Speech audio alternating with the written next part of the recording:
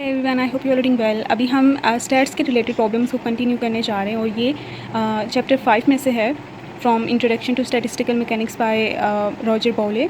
तो ये प्रॉब्लम है। इस प्रॉब्लम के according the partition function of a system is given by the equation. Partition function हमें गिवन है और हमें कहा गया है कि ये अल्फ़ा कांस्टेंट है, इसे एज कांस्टेंट ट्रीट करना है। टी टेम्परेचर है, वी वॉल्यूम है, वो हमें पता है। तो calculate the pressure, the entropy and the internal energy of the system. तो हमें पार्टीशन फंक्शन गिवन है और उसको यूज़ करते हुए हमने ये थर्मोडायनामिक पैरामीटर्स को फाइंड आउट करना है, जो कि प्रेशर, एंट्रोपी और इंटरनल एनर्जी है। तो आपने ये जहन में रखना है कि टू अप्रोचेज़ यूज़ की जाती हैं। एक तो ये कि आपको एंट्रोपी गिवन हो और आपको प्रेशर, वॉल्यूम, टेम्परेचर, ये सारी चीज़ें फाइंड आउट करनी हो। तो उस केस में हमारे पास ये थर्मोडायनामिक रिलेशन आते हैं, जिसमें हम एंट्रोपी एस को यूज़ करते हुए तमाम दूसरे पैरामीटर्स को फाइंड आउट कर सकते हैं। ठीक है, ये दो स्पेशली जो रिलेशंस हैं। उसके अलावा अगर आपको पार्टीशन फंक्शन गिवन है ना, तो पार्टीशन फंक्शन अगर गिवन है तो आपका सबसे पहला काम ये होता है कि आपको फ्री एनर्जी फाइंड आउट करनी होती है पार्टीशन फंक्शन को यूज़ करते हुए, क्योंकि यहाँ पे जब आप जी को पुट करेंगे तो आपके पास फ्री एनर्जी आ जाएगी और फ्री एनर्जी को डिफरेंटली डेरिवेट करके आप दूसरे थर्मोडायनामिक पैरामीटर्स, जिसमें प्रेशर, इंट्रोपी, स्पेसिफिक हीट और ये इंटरनल एनर्जी को फाइंड आउट कर सकते हैं बहुत इजीली। तो अगर आपको पार्टीशन फंक्शन गिवन है ना, तो आपका पहला काम यही है कि आप पहले फ्री एनर्जी को फाइंड आउट करें और देन ये रिलेशंस को यूज़ करते हुए जो आपको गिवन होते हैं तमाम दूसरे पैरामीटर्स को फाइंड आउट कर सकते हैं। तो आप ये मेजर फार्मूलाज को नोट डाउन कर लें। इनकी पहचान आपको होनी चाहिए या आपको गिवन होंगे पेपर में, तो इनको बस आपने यूज़ करना होगा। ठीक है, तो और यहाँ पे इंट्रोपी हम फाइंड आउट करते होते थे S is equals to K B natural log of W.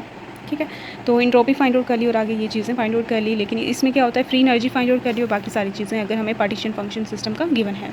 तो अभी हम सोल्यूशन करते हैं इस प्रॉब्लम का, जब हमें जी गिवन है और फाइंड आउट क्या करना है, प्रेशर, इंट्रोपी और इंटरनल एनर्जी। और ये रिलेशंस अभी अभी मैंने दिखाए हैं। जैसे मैंने कहा था कि इसको यूज़ करने के लिए, जी से इन तक आने के लिए हमें पहले फ्री एनर्जी फाइंड आउट करनी होगी। फ्री एनर्जी का फॉर्मूला यहाँ पे मैंने मेंशन किया, minus K B T, K B Boltzmann constant, K B T natural log of G. तो यहाँ पे हम जी की वैल्यू को पुट कर देते हैं। जी है e to the power alpha T Q V, T cube की पावर में ही वी है। अच्छा, तो नेचुरल लॉग की प्रॉपर्टी होती है कि जो पावर में होती है वो शुरू में आ जाती है चीज़। तो ये अल्फ़ा टी क्यू वी शुरू में आ जाएगा और नेचुरल लॉग ऑफ ई बच जाएगा इधर। तो नेचुरल लॉग ऑफ ई होता है 1। ठीक है, ये 1 हो जाएगा। तो ये हमारे पास बन जाएगा F equals to minus K B T alpha, अच्छा ये टी और ये टी, टी क्यूब, तो ये टी की पावर 4 हो जाएगा, ये अल्फ़ा और वी एक आ जाएगा। ठीक है, तो ये हमारे पास फ्री एनर्जी आ चुकी है सिस्टम की। अब हम प्रेशर एस और यू को फाइंड आउट करते हैं यूजिंग दिस। तो फ्री एनर्जी हमारे पास आ चुकी है F equals minus K B T 4, T की पावर 4 है, अल्फ़ा एंड वी। तो अभी हम प्रेशर को फाइंड आउट करते हैं। प्रेशर के लिए मैं ये वाला रिलेशन यूज़ करूँगी। So using the relation, suitable relations आपने देखने होते हैं। तो ठीक है, अब इसको हम पुटिंग करते हैं इसमें। टी यहाँ पे जो सब्सक्रिप्ट में शो कर रहे होते हैं ना, या जो भी यहाँ पे ब्रैकेट के अंदर बाहर ये हम सब्सक्रिप्ट में शो कर रहे होते हैं, इट मीन्स कि इनको कांस्टेंट रखना है वाइल डेरिवेटिंग फ्री एनर्जी। तो पार्शियल ऐसे डेरिवेटिव का मतलब भी यही होता है, बाकी सारी कांस्टेंट चीज़ें, लेकिन जिसकी रिस्पेक्ट से डेरिवेट कर रहे हैं वो एज वेरिएबल लेंगे। तो ये इसके साथ माइनस भी था, तो ये माइनस माइनस प्लस हो जाएगा।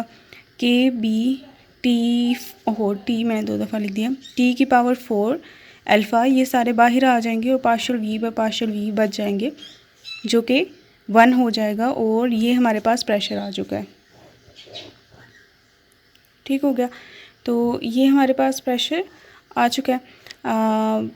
अब हमने इंट्रोपी फाइंड आउट करनी है। तो इंट्रोपी फाइंड आउट करते हैं यूजिंग दिस रिलेशन, जिसमें हम टेम्परेचर की रिस्पेक्ट से डेरिवेट करेंगे। सो इंट्रोपी का एक्सप्रेशन यूजिंग द रिलेशन आप लिख दें, या फिर वी नो दैट ये भी लिख सकते हैं।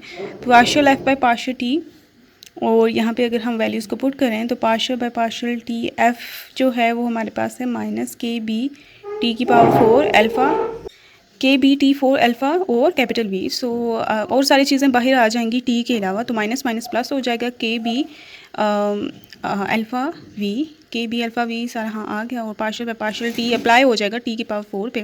तो उस पर हम पावर रूल यूज़ करते हैं, तो ये आ जाएगा 4 टी क्यूब।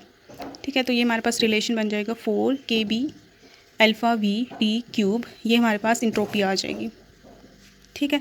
तो उसके बाद हमने फाइंड आउट करनी है इंटरनल एनर्जी। तो इंटरनल एनर्जी का रिलेशन है ये, ठीक है, ये इस पे बार शो करता है कि ये एवरेज इंटरनल एनर्जी है या मीन इंटरनल एनर्जी। तो ये इसको फाइंड आउट करते हैं। फ्री एनर्जी के लिए हमारे पास आ जाएगा you bar equals S T plus F. तो इसमें एस है एंट्रोपी, एफ है फ्री एनर्जी। तो ये है एंट्रोपी और ये है फ्री एनर्जी। तो यहाँ पे हम पुट करते हैं, एंट्रोपी है 4 के बी टी टी की पावर 3 है, ठीक है, अल्फ़ा और वी और इसके साथ टी मल्टीप्लाई हो रहा है, ये एंट्रोपी है और इसके साथ टी मल्टीप्लाई हो रहा है प्लस फ्री एनर्जी, और फ्री एनर्जी नेगेटिव है इधर, ठीक है। सो प्लस और इंटू नेगेटिव के बी टी की पावर 4 अल्फ़ा वी आ जाएगा। तो इनको टी को इससे मल्टीप्लाई करें तो टी की पावर 4 हो जाएगी यहाँ पे, ठीक हो गया। तो अगर इसमें से कॉमन लें तो हमारे पास आ जाएगा दोनों में से अच्छे से एक और दफ़ा लिख लेते हैं, 4 के बी टी की पावर 4 अल्फ़ा वी, और ये प्लस माइनस माइनस हो जाएगा और यहाँ पे के बी टी 4 अल्फ़ा वी आ जाएगा, ठीक है। तो के बी टी 4 अल्फ़ा वी, के बी टी 4 अल्फ़ा वी दोनों में यही है, कॉमन ले लेते हैं। तो जब आप कॉमन लेंगे के बी टी 4 अल्फ़ा वी को, तो अंदर बच जाएगा 4 माइनस 1, तो वो हो जाएगा 3। तो 3 के बी टी 4 अल्फ़ा वी, ये आपके पास इंटरनल एनर्जी आ चुकी है, ठीक है। सो ये इंटरनल एनर्जी, ये प्रेशर और ये है एंट्रोपी, ठीक है। तो ये हमें रिक्वायर्ड थे और हमने ये कैलकुलेट कर लिए हैं, entropy, pressure and internal energy. तो जब भी आपके पास पार्टीशन फंक्शन गिवन होगा सिस्टम का, तो आपने फ्री एनर्जी फाइंड आउट करनी है और उससे आप सारे अगले पैरामीटर्स को कैलकुलेट कर सकते हैं।